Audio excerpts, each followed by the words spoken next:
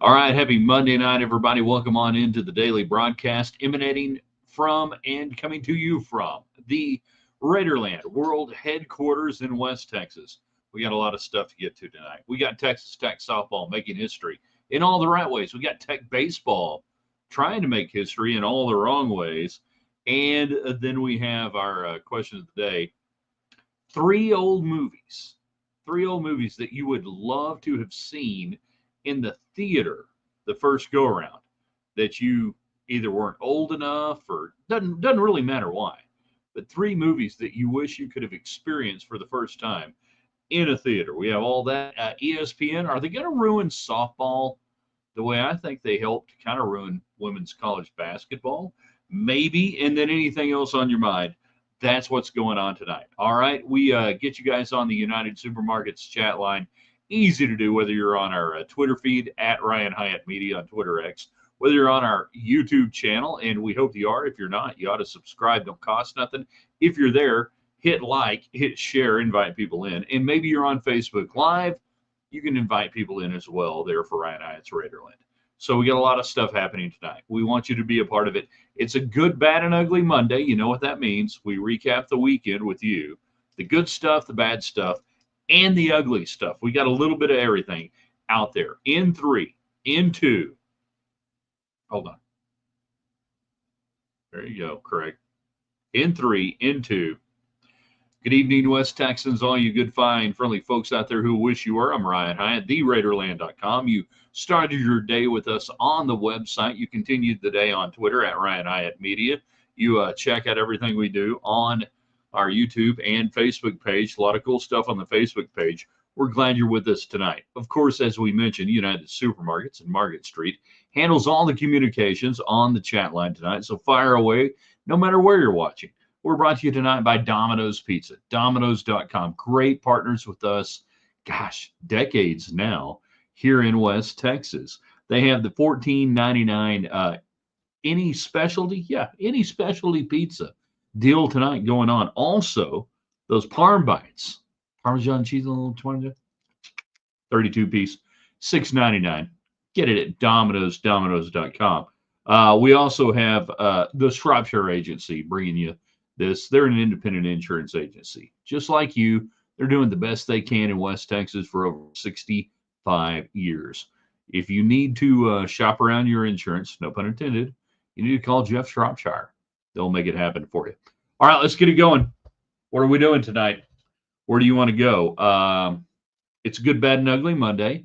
We recap the weekend with you guys that way. You can fire away the stuff you liked, stuff you didn't like, stuff that made you kind of look away.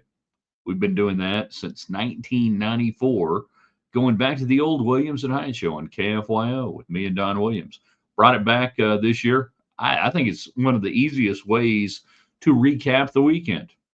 Then we have softball. Texas Tech softball hosting for the first time ever in program history. Big 12 champions, regular season, and in the tournament. That's never happened on the baseball side. The year Tech won the baseball tournament in 98, they didn't win the Big 12 regular season.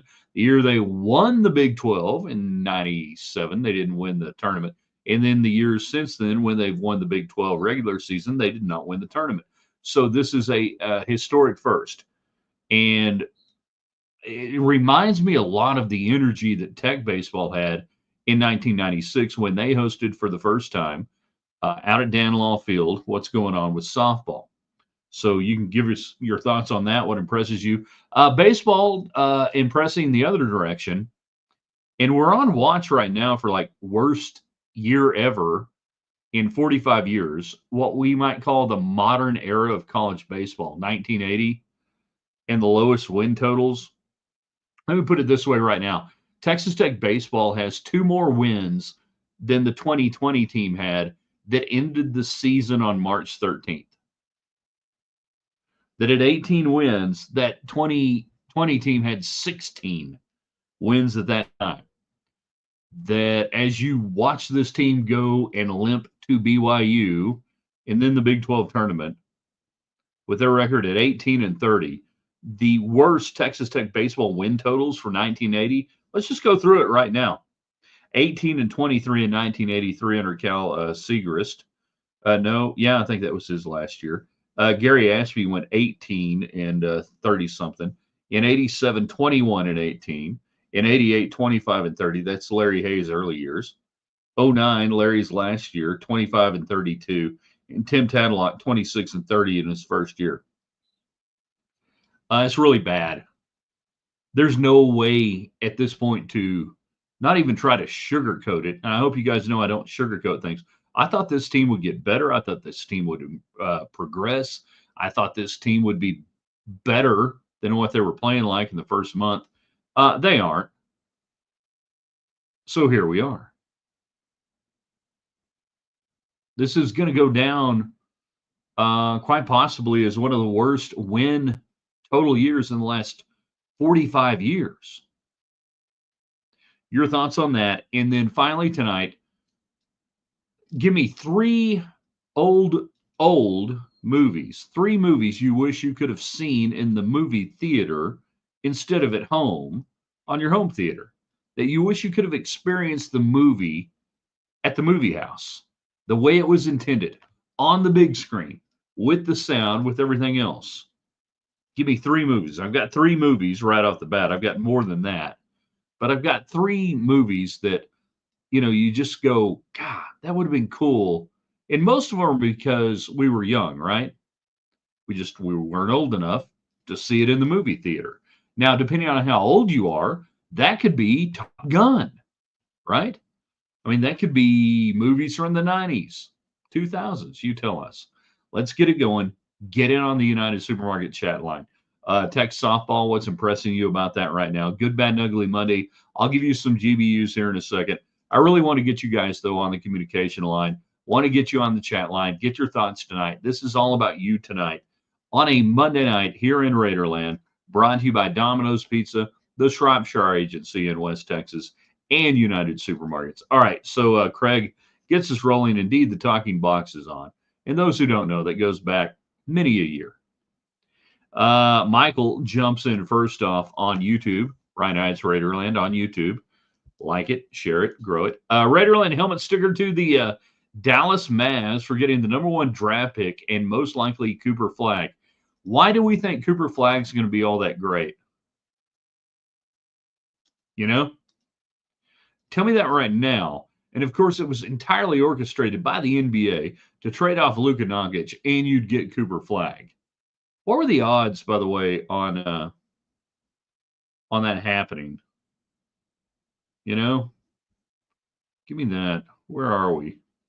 Yeah, they had just a 1.8% chance. So all this is done on a rolling percentage on how many picks you have, how many ping pong balls you have.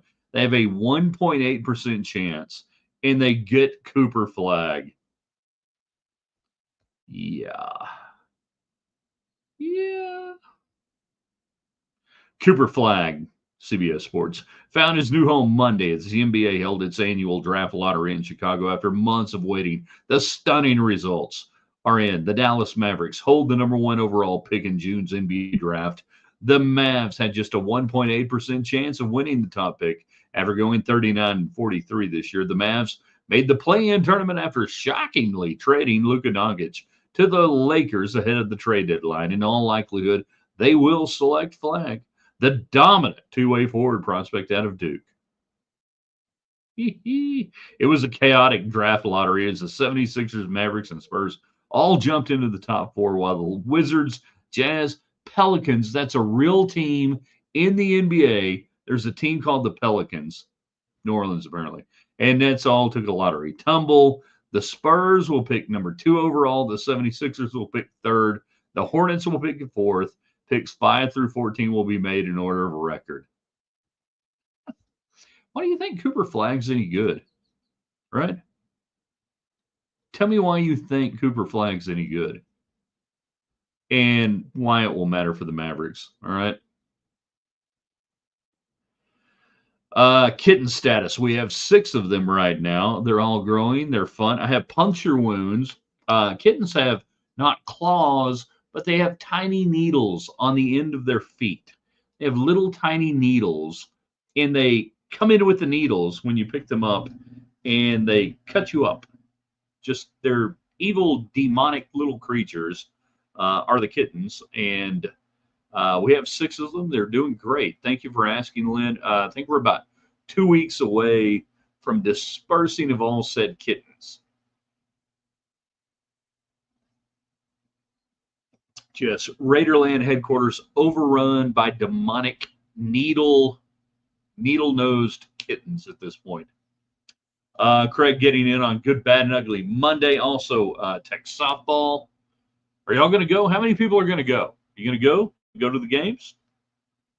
And Tech baseball, they suck right now. There's no two ways about it. Movies you would have liked to have seen in the theater that you did not see the first time around. All right? That you think it would have been better in the theater, in the movie house. Blazing Saddles. Star Wars 77, The Godfather. You didn't see Star Wars in the theater? Man, we saw it like 3 or 4 times that summer. I mean, we kept going and going there in Canyon and Amarillo. I mean, you could keep us out. We're going.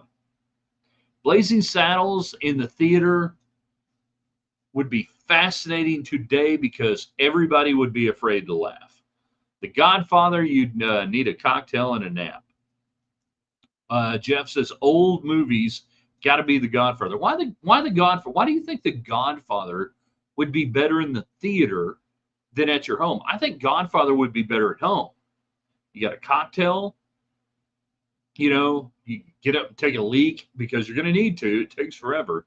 That there's nothing about The Godfather and the shared movie experience that would make me think it would be better in the theater than better at home. I'm going to disagree right off the bat with that one.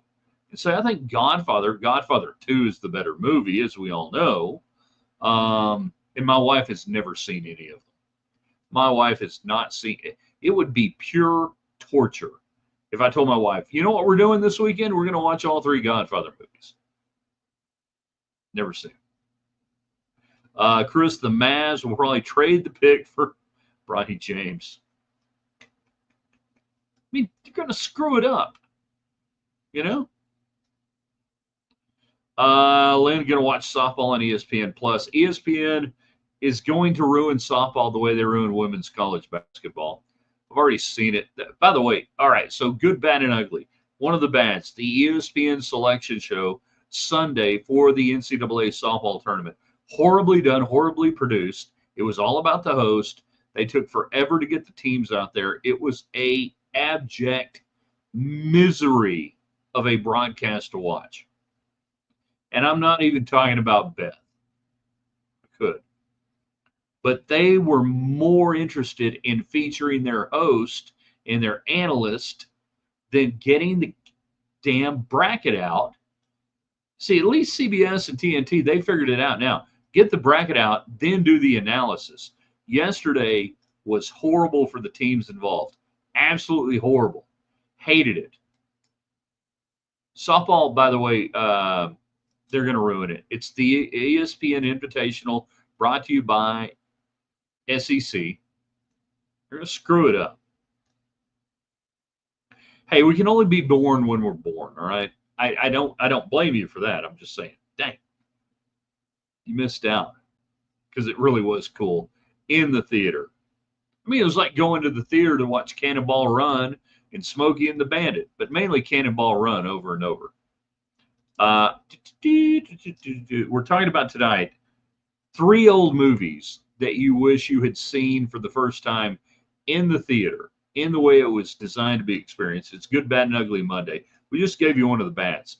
ESPN selection show for the softball tournament. That was bad. Tech softball on your mind? We can talk about that. How do you think they're going to do? Is it sustainable? And just how much it reminds me of 1996 and the energy around Tech baseball when they hosted for the first time there in 1996. And then Tech baseball making history the other way. 18 wins. I had to go back and double check today.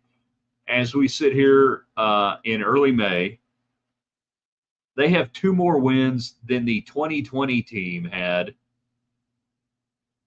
And the 2020 team ended the year with COVID on March 13th or 14th. Unbelievable. This weekend, other than Saturday game, the pitching was just abject. And I keep telling myself this team ain't quit. You win a game like you win on Saturday, you think, okay, that's not a team that's quitting. But then you see Sunday, I don't know. And somebody on Twitter, on my Twitter feed today, just basically said, hey, they're not very good. And that's kind of where you got to go to right now. They're just not very good. That no matter how much you think that this Tech baseball team has talent, maybe it doesn't. Maybe I don't know what talent looks like anymore. That they're capable of doing more. Well, maybe I don't know what a Tech team is capable of doing anymore. That the reality is you've got 2 more wins today than you had in 2020 in mid-March. That ain't good. Movies you wish you had seen in the theater the first time. And this is where I think the theaters are missing out, by the way. I think they should absolutely come back with retro movies and show them in the theater for the first time. And I think people would flock to it. People my age, in their 50s, would absolutely go back and watch it. Because from what I can tell, nobody ain't going to the movie theater no more. They're not doing it. Give me a reason to go. I'll go. All right, I'll go do a couple more comments on the United Supermarkets chat line, Market Street. There he is, David Conger, KMAC 28 Sports Director. He's on radio, 90. Help me out here, 97.3 FM, 100.7. Sorry, I'm not trying to be funny, David. I get confused on where the shows are. 100.7 FM in the morning. 3 of the people on that selection show will be calling the Tech Regional for me. Well, that's awesome. That's awesome. That makes me feel so much better that it's all about them in ESPN. I'll do more this week on my theory. ESPN destroyed women's college basketball in the late 90s and the early 2000s. They did. And women's college basketball administrators sold out to ESPN, and they got a bag of fool's gold for it. And what we see right now, I think, in college softball is the self-perpetuating idea that only the SEC can play, only the SEC matters. We're going to show the SEC on ESPN, and oh my gosh, 7 out of the 8 host national teams, ESPN and SEC. Oh, we couldn't see that coming. It doesn't matter. Nobody cares. Chris, movies you wish you had seen on the big screen. Rocky, I saw it. What was my dad doing? Taking me to Rocky when I was like 7 years old. All right, worked.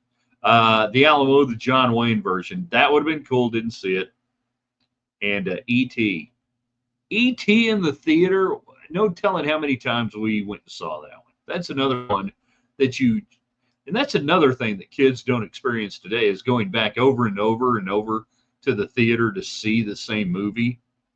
I mean, hell, we watched Cannonball Run twice in the same day.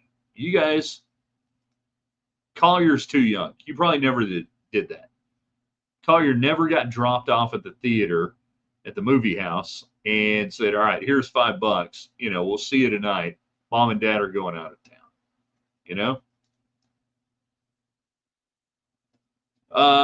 Lynn says, for a family of 4, movies and food, $100. Yeah, it's getting that way. The sticker shock for me was several years ago when my son was a little younger, and we went to go see the movie called The Meg, Megalodon, big ass shark. It was like Jaws times 10, right? And I don't know. I don't do movies, these days. And so we go in there, and this has obviously been a few years ago. And he's like, Dad, you buy the tickets here. And it was a kiosk. All right, whatever. $38. What did I buy?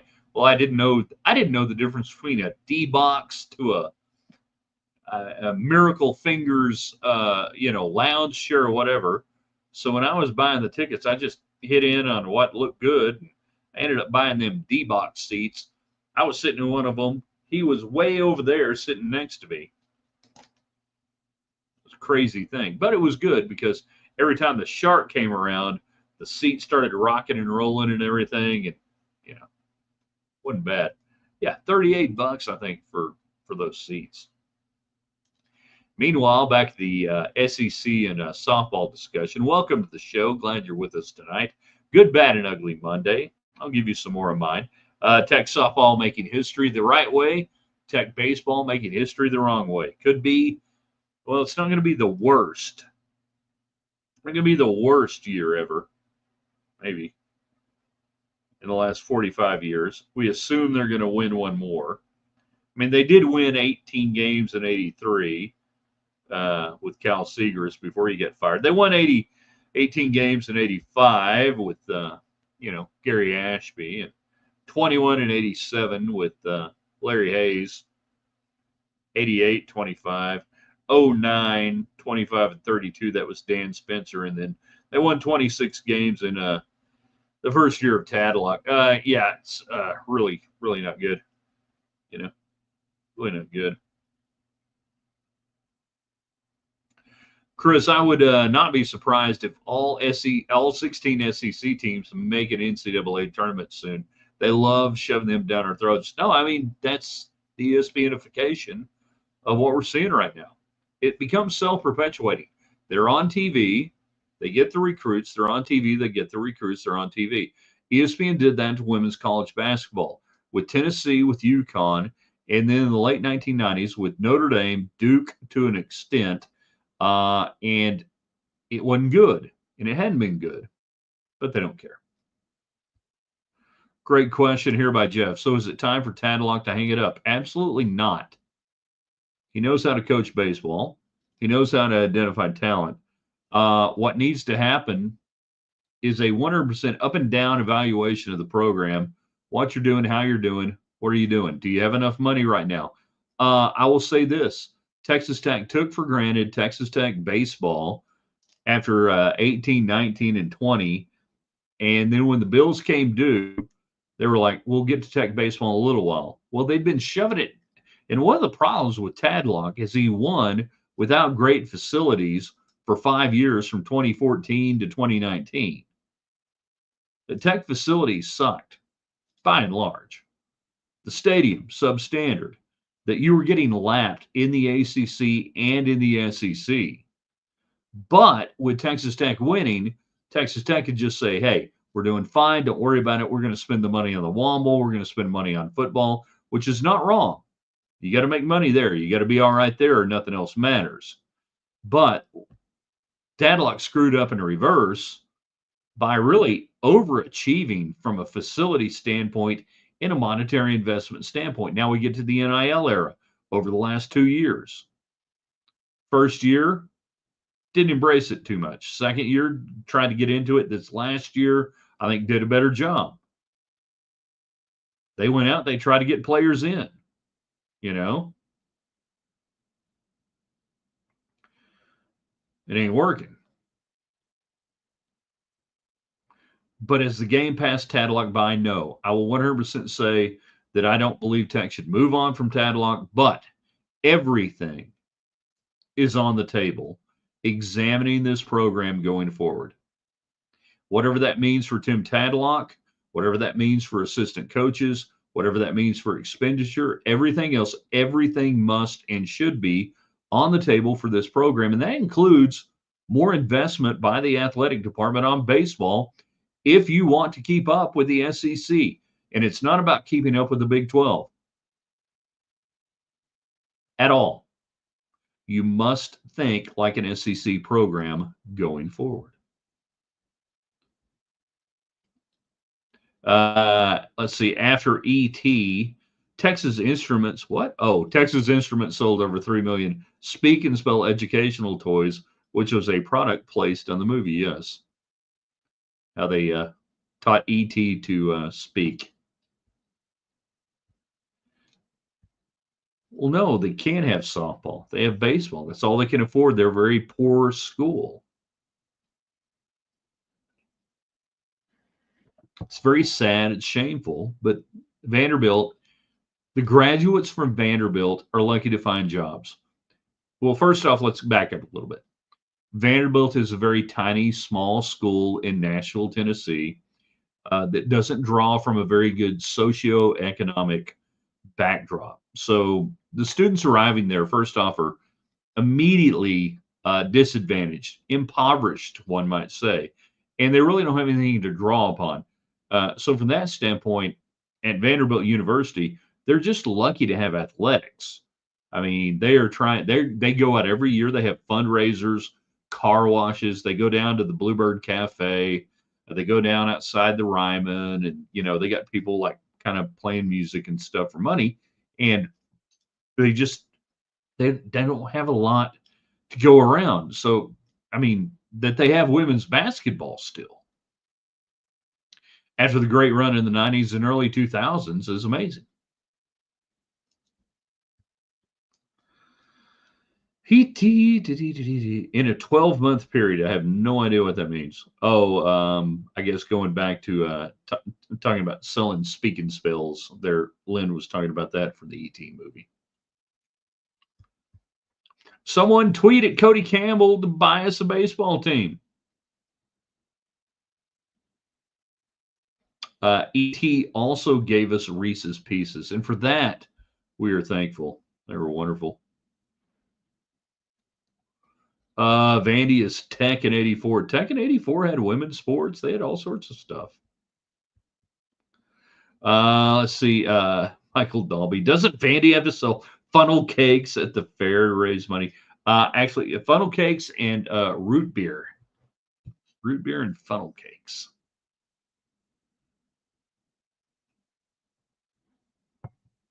All right. 3 old movies you wish you could have seen in the theater the first time around before you ever saw them. All right. Here's my 3, and we'll go a little longer. We kind of got away from that, but we'll go a little longer on that. Good, Bad, and Ugly Monday, whatever else. It's a Beautiful Night. The first one I wish I could have seen in the theater for the first time, experienced it that way. The Searchers, John Wayne.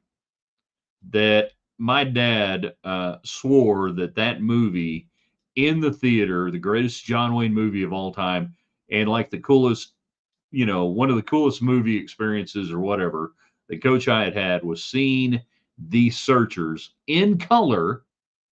And you got to remember, if you grew up in the 50s, not every movie was in color. A lot were, not all of them. But that The Searchers was completely built that way. And that it doesn't really translate when you watch it on TV at your house or in your home theater. Searchers. Number 2, the 10 Commandments. Think about the 10 Commandments. It would almost feel profane getting up and going getting a Coke and some popcorn while you're watching the Old Testament unfold in front of your eyes. Imagine watching the 10 freaking commandments at the theater for the first time. That would be on my list. After that, the third one, and this is depending on how old you are, a more modern movie. I would have loved to have seen Patton for the first time in the theater. I mean, you walk in, you sit down, and the opening scene unfolds. George C. Scott walks out as Patton in front of the American flag and gives the opening speech. What do you do after that? I mean, at a certain point, you just want to stand up, right? That would have been a great one. I got a couple of more after that. I got honorable mentions.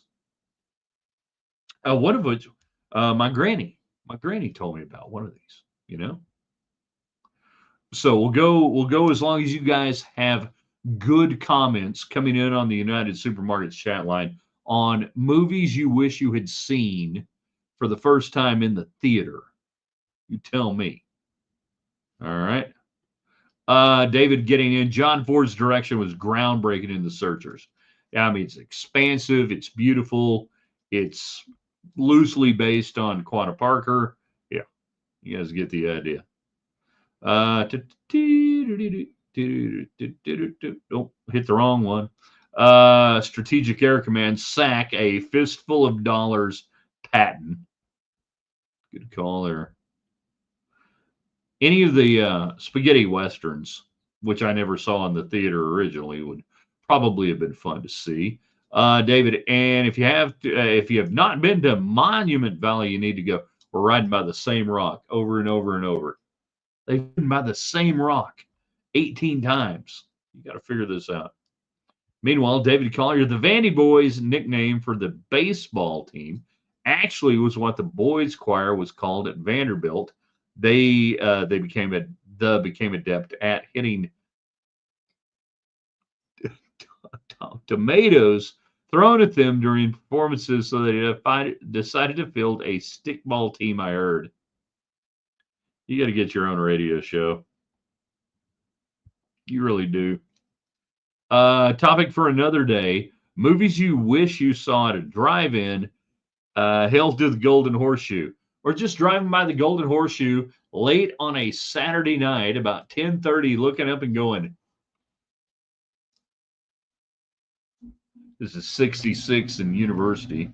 For those who don't know, about 1987 or 88, and you're pulling back to the neighborhood and you're driving down 66.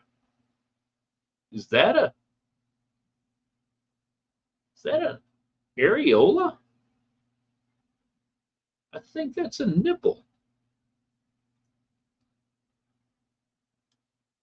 Patton actually had a squeaky voice. Yes, he did. He had a very high-pitched, squeaky voice. He wasn't a big fan of his voice, but it carried quite well. There's about 2 recordings that I know of. One, he's speaking at West Point. Another one, I'm not sure where it is. It may be in Europe. But those are 2 of the better known recordings. And he had a high and squeaky, lonesome voice. He could have been a great bluegrass singer, for all we know. All right, a couple more movies we wish we could have seen for the first time in the theater as opposed to in your home. The Fine Arts Drive-In on West 19th and 73. Not that I would know anything about that. Yeah. Are you talking? No, you're not talking about the Flick Theater. That's totally different. Gone with the Wind. Let's be honest. Gone with the Wind. Whether you like the movie, the book, or anything else, that would have been cool. And then the one that my grandmother talked about was The Wizard of Oz, which comes out in 39. And for so many people, that was the first time they ever saw a color movie in a theater, that they'd never seen it. That when it goes after the tornado lands and they land in Oz, she comes out in the Yellow Brick Road and everything, that my grandmother was like, that we had never seen in a theater, that people clapped, people stood up and clapped. Like people cried. I mean, like it was a visceral, emotional experience that we can't imagine. There was no shared experience like that we can imagine. But my grandmother was like, The Wizard of Oz in the theater, was just, again, something so totally mesmerizing to them that we haven't experienced, that we can't experience. I don't know how we would compare it. So that would have been something to be sitting there in 1939, 1940 in your little country movie house. And I've read things since then that said they actually had to warn people that it's going to go to color. And they were like, what do you mean? It's going to go to color? No, it's going to become color. It's okay. You're not losing your mind. Michael Dalby, Patton and String Bean would have been a good combo on the bluegrass circuit. He got that high, lonesome voice, String Bean, picking it out. Gonna find me all the crats and kill 'em all I can see. Gonna find me a crowd and kill all that I can see. There you go. That's as high and lonesome as I can get. Timbo, Dad took me to see Patton when I was 5. I hope you can remember it. Obviously, you remember it. Hopefully, you can remember just a little bit of it. You know? Other than the fact that we reach a certain age and what happened when we were 3, 4, 5 years old becomes retold memories.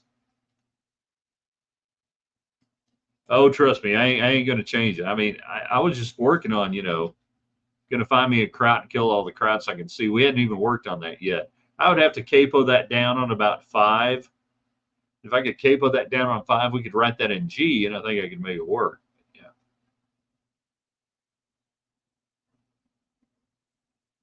I mean, you can't fault a guy for just giving it a go right there live on the show. Not everybody's willing to do that. I guarantee you, David Collier is not going to walk out on KMAC 28 tonight at 10 o'clock and bust out, going to get me a shotgun and kill all the krauts I see. It's probably not going to happen. Now, he could do that I think he could do that Capo A. He's got a little richer, deeper voice than I do. All right, we got to shut her down. You guys are pretty good, not bad. I like the topic. We'll see what we come up with tomorrow. Tech baseball, suckitude is real. And I know a lot of people are like, Hyatt was defending the program back in February, and they're all over me on Twitter. Not many. Yeah, I stand by it. In February, early February, I believe this team would be better than they are today. They're not. All right, so I'll find you out there, and we'll buy you a little barbecue and a little beer, maybe. Those who want to collect. Softball, making history. Pretty cool to see,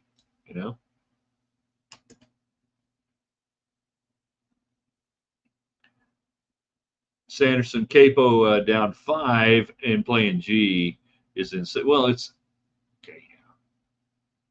Getting all specific on me. Yes. If we go 7 and we have drop down D tuning, you ever capable of drop down D? It doesn't matter. Nobody cares.